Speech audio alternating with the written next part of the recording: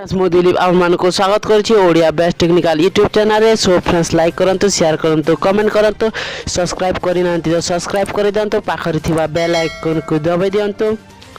So friends आज जानिबा ताजा खबर माओवादी कवच रे मोट 9 कर्मचारी। चित्रकांड स्वाभिमान अंचल चित्रकांड रे निर्वाचन भंडर करने को माओवादी माने 2 दिन है 4टी मोटर लॉन्च को अटका रखिथिबा जना पड़ी। ओ जोड़ा आंब और पणस पुट को जोगाजोग करुथिबा एही लॉन्च को अटका रखा जाइथिबा जना पड़ी।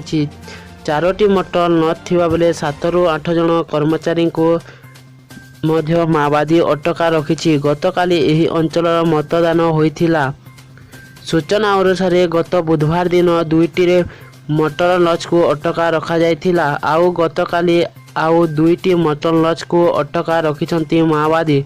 सरकारी कल एही मोटर लॉन्च निर्वाचन कार्यान्वित करने तथा भोटों को निया अणा जाउथिबा चिंता करी माओवादी माने एही परी योजना करथिले।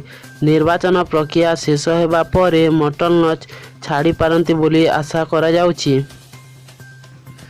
जदि आम वीडियो को भल लागिले लाइक करो, शेयर करो, कमेंट करो।